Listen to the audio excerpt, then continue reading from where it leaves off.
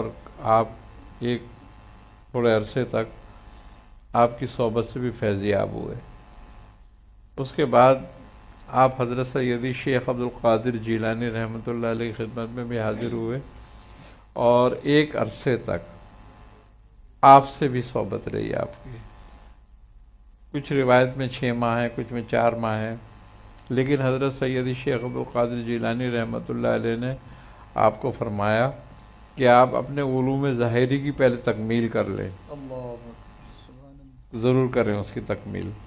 تو پھر آپ اس کی تکمیل میں لگ گئے۔ تو اس عرصے میں کہ جب آپ فارغ ہوئے تو آپ کا وصال ہو چکا تھا۔